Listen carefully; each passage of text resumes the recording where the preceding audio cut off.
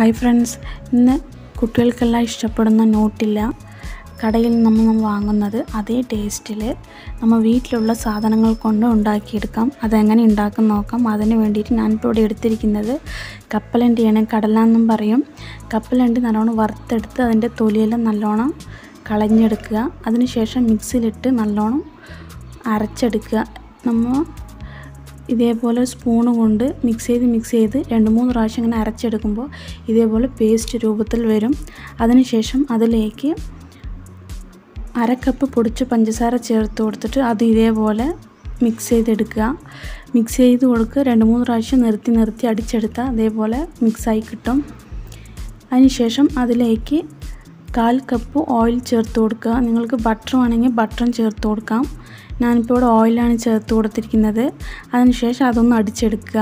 അത് നല്ലോണം അടിച്ച് വന്ന ശേഷം അതിലേക്ക് 3 ടേബിൾ സ്പൂൺ കൊക്കോ പൗഡർ ചേർത്ത് കൊടുക്കുക.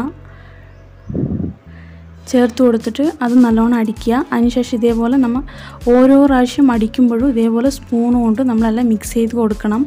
അല്ലെങ്കിൽ അവിടെ കട്ടിയായിട്ട് കിടക്കും. അതുകൊണ്ടെല്ലാം മിക്സ് ചെയ്തെടുത്ത് അടിച്ചെടുക്കുക. ഇനി ഇതിലേക്ക് ഒരു ഫ്ലേവറിന് വേണ്ടിയിട്ട് ഞാൻ വാനില എസൻസ് കുറച്ച് ചേർത്ത് കൊടുക്കുന്നുണ്ട്. അത് ഓപ്ഷനിലാണ്, നിങ്ങൾക്ക് വേണമെന്നുണ്ടെങ്കിൽ ചേർക്കാം. അതൊന്ന് അടിച്ചെടുത്ത ശേഷം അതിപ്പോൾ ഇവിടെ റെഡി ആയിട്ടുണ്ട്. ഈസി ആയിട്ട് നമ്മുടെ വീട്ടിലുണ്ടാക്കാൻ പറ്റുന്ന റെസിപ്പിയാണത്.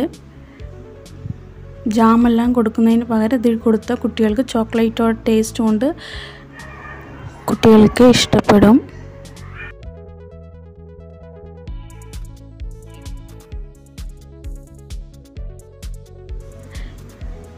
ഇതിപ്പോൾ ഇവിടെ റെഡി ആയിട്ടുണ്ട്.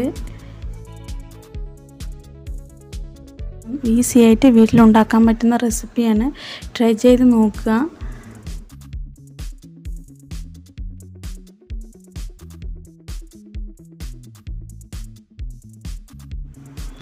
നിങ്ങൾക്ക് ഈ റെസിപ്പി ഇഷ്ടപ്പെടുകയാണെന്നുണ്ടെങ്കിൽ ലൈക്ക് ചെയ്യുക, ഷെയർ ചെയ്യുക. വണ്ടായ റെസിപ്പി ചാനൽ സബ്സ്ക്രൈബ് ചെയ്യുക.